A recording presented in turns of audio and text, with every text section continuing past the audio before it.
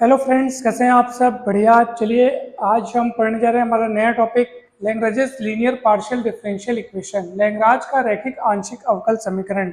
काफ़ी इंपॉर्टेंट है, ये बीएससी सेकेंड ईयर का टॉपिक है, सेकेंड बुक का डिफरेंशियल इक्वेशन का।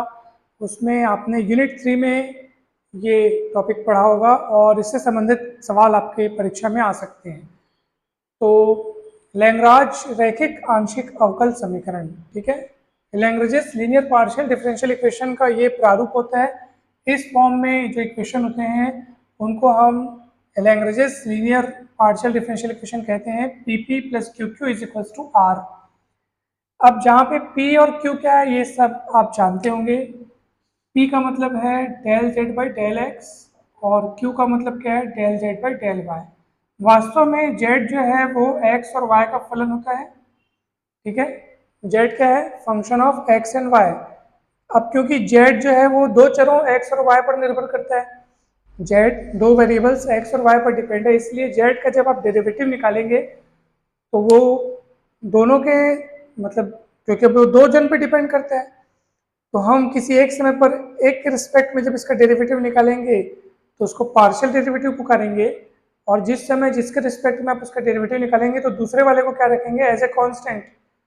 तो जब जेड का एक्स के रिस्पेक्ट में पार्शियल डिफरेंशिएशन करेंगे तो वाई को कांस्टेंट रखेंगे और del z by del x को पी पुकारेंगे। वैसे del z by del y को क्यू कहेंगे। वैसे ही आर भी होता है, एस भी होता है, टी भी होता है, आप सभी को पता होगा। आर क्या होता है, del square Z by del X square. S होता है del square Z by del X del Y. और टी होता है del square Z by del Y square.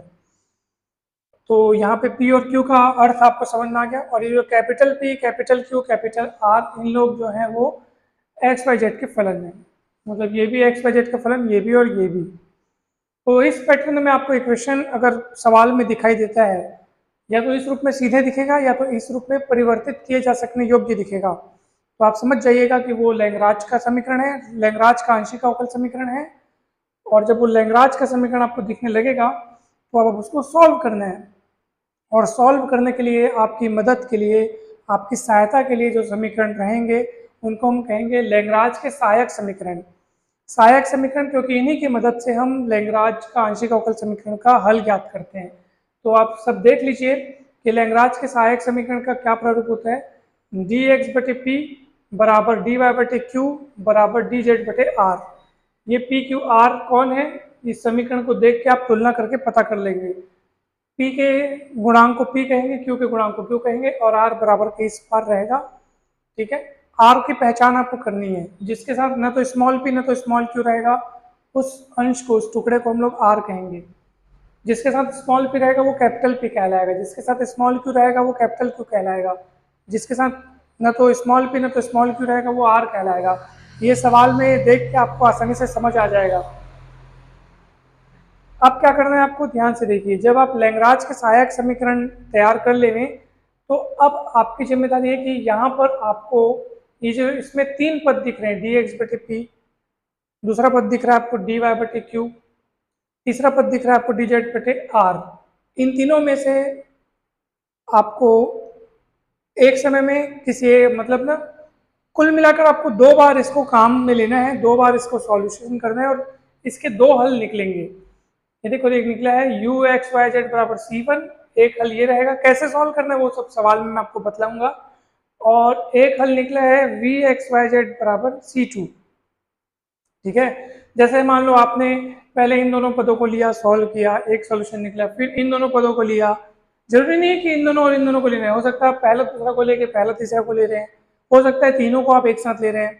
कहने का अर्थ ये है कि सहायक समीकरण तैयार हो जाने के बाद, है ना भाई, लैग्रांज के जो ऑक्सिलरी इक्वेशन से सहायक समीकरण तैयार हो जाने के बाद उसको आप किस तरह हल करते हैं ये सवाल पर डिपेंड करता है। अलग अलग तरह से हल किया जा सकता है। हो सकता है इन दोनों पदों को देखने पर आपको ये लगे कि अब तो ये होमोजीनियस इक्वेशन के फॉर्म में फिट हो रहा है, अर्थात समघात समीकरण के रूप में फिट हो रहा है, तो उस हिसाब से उसको सॉल्व करेंगे।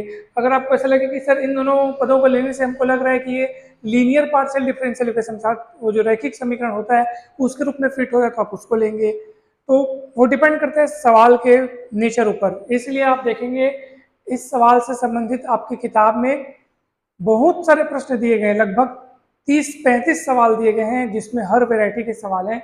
तो आप प्रैक्टिस के लिए उन सवालों को जरूर बनाएं। तो हमने यहाँ पे 3 सवाल लिख रखे हैं ताकि हम इस टॉपिक को आपको समझा सकें कि किस तरह से हम सहायक समीकरण की मदद से व्यापक हल को ज्ञात करते हैं, व्यापक हल प्राप्त करते हैं। जब आपको u और v के रूप में जब दो हल मिल जाएं तो जो फाइनल सॉल्यूशन है, जो आपका व्यापक हल है, उसको आप इन तीनों रूपों में से किसी एक रूप में व्यक्त कर सकते हैं। Phi u v is equal to 0, या आप उसको लिख सकते हैं u इक्वल फाइव, या उसको लिख सकते हैं आप v इक्वल फाइव यू। ठीक है, तीनों में से किसी भी एक रूप में आप उस व्यापक हल को व्यक्त कर सकते हैं। तो चलिए अब हम देखते हैं, इन सवालों को सॉल्व करते हैं।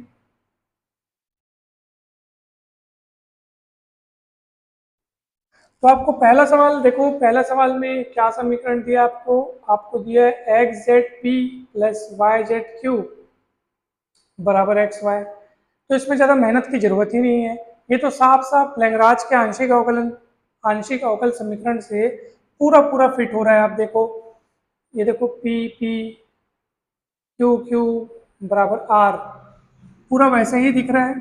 ठीक है, तुलना करके आप capital P capital Q capital are का मान ज्ञात करो। तो कैपिटल पी दिख रहा है एक्स जेड, कैपिटल क्यू दिख रहा है वाई जेड, और कैपिटल आर दिख रहा है एक्स वाई, है ना। तो ये काम आपको कर लेना है फटाफट। अब आप लैग्रांज के सहायक समीकरण लिखेंगे, डी एक्स बटे पी अर्थात एक्स जेड। वो देखो लैग्रांज का सहायक समीकरण डी वाई के बटे में क्या आता है क्यू, क्यू मतलब वाई जेड, और फिर डी जेड के बटे में आर मतलब एक्स वाई। आपको समझ में आ गया होगा, बहुत सरल है। देखो यहाँ पे अगर मैं प्रथम दो पदों को लूँ, यहाँ इसके बाद की कहानी निश्चित नहीं है, हर सवाल में ये अलग अलग हो सकता है। आपको अपने विवेक और दिमाग का इस्तेमाल पूरा करना होगा, जो कि आपको प्रैक्टिस से ये सब मिलेगा। प्रैक्टिस से आपको पता चलेगा कि इसके आगे मुझे किन को लेना है, कैसे सॉल्व करना है, इन दोनों को लूँ कि उन दोनों को लूँ, कि पहले उन दोनों को लूँ या किसी को नहीं लूँ, किसी चीज़ को ऊपर नीचे गुणा करके मैं जोड़ूँ कि घटाऊँ, किस तरह से मैं u और v प्राप्त करूँ, ये आपको दिमाग लगाना पड़ेगा। जैसे आप कहेंगे सर आपको कैसे पता चला कि इन दोनों पदों को लेना है, तो देखिए ये dx है, ये dy है। ठीक है, इनके इसके बटे में x z है, इसके बटे में y z है। मैंने इसलिए कहा इन दोनों पदों को लेने से, क्योंकि इन दोनों पदों को लूंगा तो z z कट जाएगा, मुझे x के नीचे x, y के नीचे y वाला नजर आएगा, तुरंत समाकलन करके मैं एक हल प्राप्त कर सकता हूँ। तो दोनों पदों को लेने पर, चलो दोनों को लेते हैं। तो जब आप ये दोनों को ले लेंगे तो आपको मिलेगा dx बटे एक्स जेड, है ना भाई, dx बटे एक्स जेड, और dy बटे क्या मिलेगा वाई जेड। जेड जेड दोनों ओर से कट जाएगा, तो आपके पास क्या बचेगा बताइए, dx बटे एक्स dy बटे वाई, दोनों ओर समाकलन कर दो, 1/x हो जाएगा log x, 1/y का log y, क्योंकि log log आया है इसलिए कांस्टेंट के रूप में log c ले लो, तो x बराबर yc आएगा। ठीक है, यहाँ से आपको क्या करना है पता है, यहाँ से आपको ना कांस्टेंट का मान निकालना है, c1 ले लेते हैं, तो c1 का मान आ जाएगा x/y। अब आप देखो पहले हल में जो आपने कांस्टेंट c1 बोला है, तो c1 किस बगल वाला, मतलब उसके बगल वाला c1 जिसके बराबर आपको मिला है। ठीक है ना, देखो आप u(x,y,z) बराबर c1, यानी कांस्टेंट को एक तरफ रख करके उस तरफ जो भी चीज बची है उसी को आप c1 कह रहे हैं। तो c1 बराबर ये, यानी कि यही आपका क्या है, u(x,y,z) है। तो पहला सॉल्यूशन आपका मिल गया है ना, ये x बटे वाई बराबर c1, और इसी को आप u(x,y,z) कह देंगे। Is it clear to all of you? Okay, so ये पहला हल आपको मिल गया। अब वैसे ही आप दूसरा हल भी प्राप्त कर सकते हैं, वो भी काफ़ी आसान है। तो चलिए उसको भी प्राप्त कर लेते हैं। उसके लिए अब आप बोलोगे सर आप दूसरा तीसरा लोगे कि पहला तीसरा लोगे, तो मैं आपको बतलाना चाहता हूँ कि अगर मैं चलो खुद ही विश्लेषण कर लूँ ना आप, जैसे मान लो मैं पहला और तीसरा लेना चाहता हूँ, तो उससे क्या होगा कि एक्स एक्स कट जाएगा, पहले तीसरे में डी एक्स और डी जेड है, डी एक्स और डी जेड है, तो हम चाहते हैं कि उनके नीचे भी हमको एक्स और जेड बस मिले, वाई का नामो निशान न रहे, वाई से पालन न पड़े, वाई कट जाए, मगर ऐसा यहाँ हो नहीं रहा। इन दोनों को अगर मिलूंगा तो एक्स एक्स कट जा रहा है, जेड और वाई बच जा रहा है, तो उससे मेरे को क्या करना पड़ेगा, किसी एक का मान यहाँ से निकाल के रखना पड़ेगा। सरल है काम, कठिन नहीं है, जब करेंगे तो आपको पता चल जाएगा। अगर मैं दूसरा और तीसरा पद लेता हूँ तब भी कुछ गड़बड़ नहीं है, सब ठीक है। दूसरा और तीसरा पद में ऊपर डी वाई और डी जेड है, तो मेरी यही इच्छा रहेगी कि डी वाई और डी जेड है तो नीचे भी वाई जेड बचे, ताकि यहाँ पे जैसे ये हुआ वैसे फटाक से समाकलन करके हल प्राप्त किया जा सके। किंतु यहाँ ऐसा ना होगा, क्योंकि वहाँ वाई वाई कटेगा, तो हमारी इच्छा थी कि वाई जेड बचे, लेकिन वाई तो निपट रहा है, एक्स और जेड बच रहा है।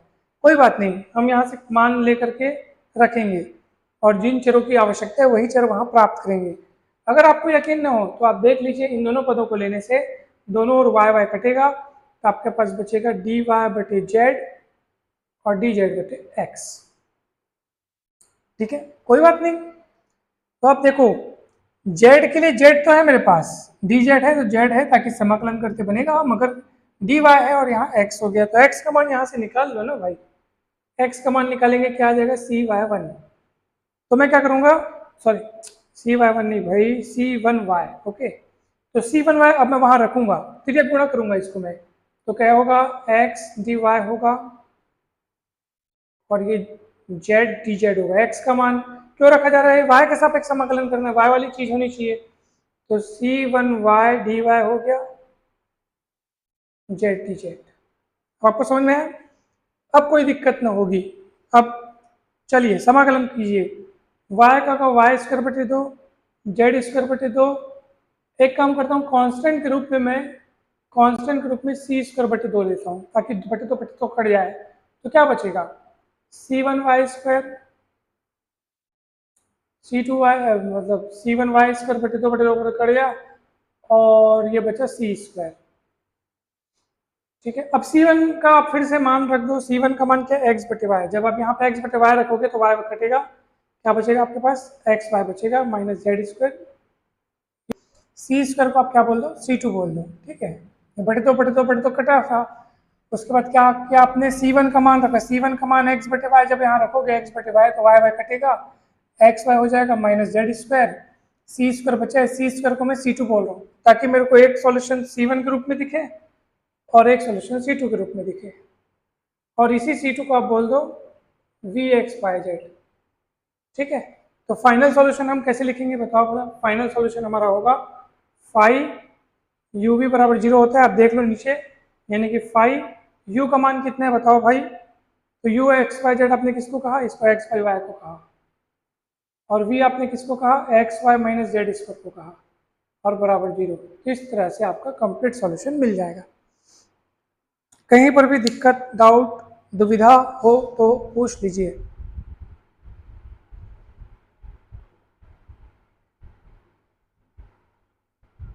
ऐसे ही दूसरा सॉल्यूशन बनेगा, दूसरा भी बहुत सरल बनेगा। मैं आपको तीसरा बताता हूँ, क्योंकि तीसरे में कुछ अलग है, कुछ खास है, कुछ नया है। चलिए, तो अब तीसरा देखिए, तीसरा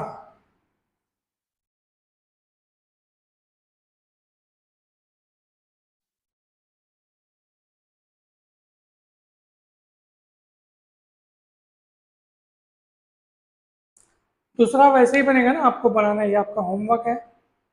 बन जाए तो कमेंट करके बताइएगा कि सर सेकंड क्वेश्चन बन गया, तो मुझे खुशी होगी बहुत। चलिए, तीसरा में देखिए आप क्या लिखा है, X Y square plus Z P, Y X square plus Z cube, Z X square minus Y square. ठीक है, अब सुनो, सबसे पहले तो आप तुलना करके देखो कि ये लैग्रांज के आंशिक अवकल समीकरण के रूप में फिट है कि नहीं है। कैसे, P P Q Q R, तो यहाँ पे पी की जगह ये दिख रहा है, डायरेक्ट में सहायक समीकरण बना लो, डी एक्स बटे पी। ठीक है ना,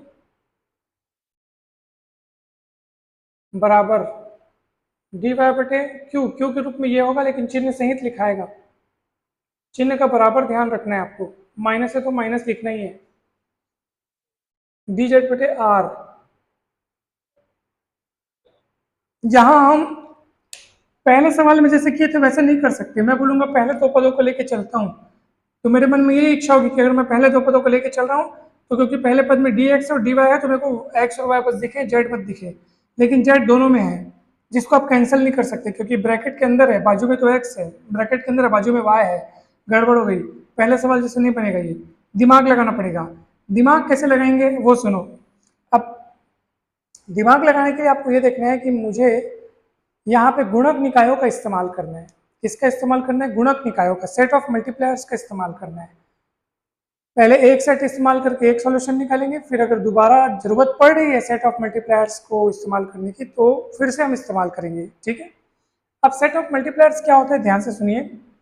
मैं चाहता हूं कि मैं नीचे वाले चीजों को इस तरह से जोड़ूं या घटाऊं या किसी चीज का गुणा करके जोड़ूं या घटाऊं ताकि नीचे वाला चीज जीरो हो जाए।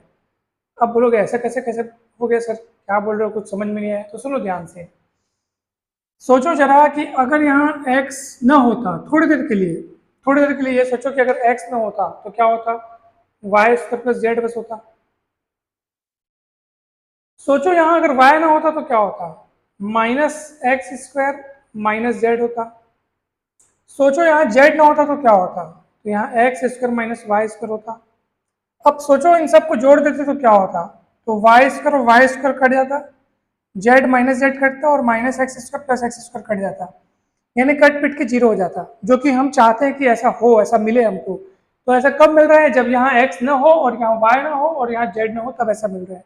अब यहाँ x कब नहीं होगा, जब x का आप डिवाइड करोगे। कैसे डिवाइड करोगे, अंश और हर में x का डिवाइड करोगे ताकि x यहाँ से हट जाए। यहाँ y ना होने की सोच रहे थे, ऐसा कब हो पाएगा, जब आप अंश और हर में y का डिवाइड करोगे।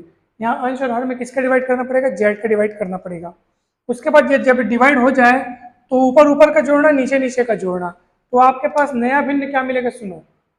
क्योंकि आप ऊपर और नीचे x का डिवाइड कर रहे हो तो यहाँ डिवाइड करोगे तो 1/x dx, फिर वहां डिवाइड कर रहे हो, फिर यहाँ डिवाइड कर रहे हो, फिर ऊपर ऊपर का जोड़ रहे हो, ऊपर ऊपर का जुड़ गया, अब नीचे नीचे का जोड़ना है। तो नीचे नीचे का कैसे जोड़ेंगे, x तो डिवाइड होकर कट गया, यहाँ से y डिवाइड होकर कट गया, यहाँ से z डिवाइड होकर कट गया, और जो चीजें बच रही थी मैंने उनको यहाँ लिखा और लिख के आपको जोड़ के दिखाया, वो जीरो हो रहा था, तो डायरेक्ट आप यहाँ पे जीरो लिख सकते हो, ठीक है। और ये जो चीज तैयार होगी वो इन सबके बराबर रहेगी। इसका मतलब ये है कि अगर आप इनमें से कोई भी पद यहाँ लेते हैं और इधर लेते हैं 1/x dx, 1/y dy, 1/z dz, अब बटे में क्या है, शून्य, शून्य को तिर्यक गुणा करेंगे। इनमें से कोई भी पद अगर यहाँ लेंगे, या तो पहला या तो दूसरा या तो तीसरा, कुछ भी ले लो, और या तो तीनों, है ना। तीनों बोलने का मतलब ये कि अगर आप ऐसे भी लिख सकते हैं, प्रत्येक पद करके लिख सकते हैं, मतलब इनमें से प्रत्येक पद जो आप लिखेंगे वो इसके बराबर होगा। तिर्यक गुणा करेंगे तो ये तिर्यक गुणा होकर जीरो हो जाएगा, यानी इतने की वैल्यू जीरो, किसी के साथ भी तिर्यक गुणा करोगे जीरो हो जाएगा। चाहिए कुछ भी ले लो, जीरो तिर्यक गुणा करोगे जीरो हो जाएगा। ये चीज आपके पास बची है, और ऐसी अवस्था में आप फटाक से आप समाकलन कर लो। 1/x का हो जाएगा log x, 1/y का log y, log z, शून्य का समाकलन log c कर देते हैं, ठीक है, यानी x y z बराबर c आ गया, c1 बोल दो, ठीक है। Is it clear to all of you, okay. एक सॉल्यूशन मिल गया, अब दूसरा सॉल्यूशन, तो दूसरा सॉल्यूशन फिर आप देखो कि क्या मेरे को अब भी सेट ऑफ मल्टीप्लायर्स लेने की जरूरत पड़ी क्या, या बिना सेट ऑफ मल्टीप्लायर्स लिए बन पा रहे कि आपको देखना है। जरूरी नहीं कि हर सवाल में आप दोनों बार, यानी एक सॉल्यूशन निकालने के लिए सेट ऑफ मल्टीप्लायर्स इस्तेमाल कर रहे हैं तो दोबारा फिर से सेट ऑफ मल्टीप्लायर्स का इस्तेमाल करने से जरूरी नहीं है हर सवाल में। किसी सवाल में अचानक से आपको दिखेगा सर इन दोनों को लेने से तो ये उस रूप में बन जा रहा है, ये इन दोनों को लेने से ये इस रूप में बन जा रहा है, समघात समीकरण के रूप में या रैखिक समीकरण के रूप में, कुछ भी रूप में वो परिवर्तित हो सकता है, दिख सकता है आपको, और वैसा ही सॉल्व होगा वो। यहाँ पे मेरे को एक और सेट ऑफ मल्टीप्लायर्स दिखने में आ रहा है, मैं आपको बतला रहा है कि वो क्या है।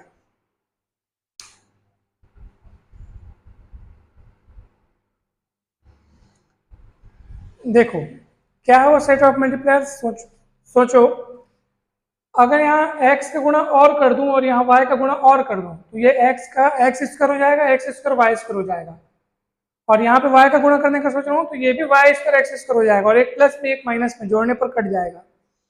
जब यहाँ x का गुणा करूंगा और तो ये ब्रैकेट के अंदर दोनों पदों में होगा, यहाँ भी होगा यहाँ भी होगा, तो एक्स स्क्वायर जेड हो जाएगा। यहाँ पे आप किसी चीज का गुणा मत करो, क्यों बताऊं, क्योंकि देखो यहाँ पर ना, यहाँ पे सिर्फ माइनस का गुणा करो। देखो यहाँ ऊपर नीचे अगर मैं x का गुणा करूंगा तो क्या मिलेगा, x dx, x का गुणा ऊपर, x का गुणा नीचे करूंगा तो क्या मिलेगा बताओ, एक्स स्क्वायर हो जाएगा ना। तो एक्स स्क्वायर वाई, अंदर गुणा कर भी देता हूँ मैं, X square Y square X square Z. चलो यहाँ y का गुणा करो, क्या मिलेगा, वाई डी वाई, नीचे क्या मिलेगा, minus Y square X square minus Y square Z. यहाँ कुछ मत गुणा करो सिवाय -1 के, मतलब ऊपर नीचे -1 का बस गुणा करो, माइनस डी जेड माइनस का गुणा करोगे तो माइनस जेड एक्स स्क्वायर और minus minus plus Y square Z.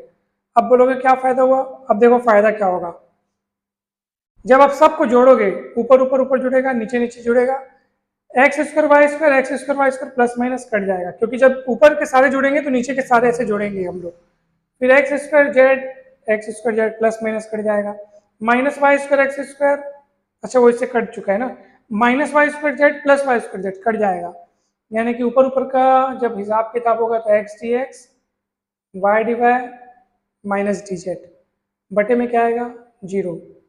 अब जीरो को इनमें से कोई भी एक पद ले लो लेफ्ट साइड, सीधे गुणा करो, जीरो को जीरो पूरा उड़ा दो, क्या बचेगा बताओ? फिर समाकलन कर दो, X square by two Y square by two, one का हो जाएगा जेड, बराबर में उस पर लिख दो, चलो आप सी लिख दो, और X square plus Y square minus two Z, two C को आप सी टू बोल दो, और इसी को आप बोल दो वी, इसको यू बोल दो, इसको वी बोल दो।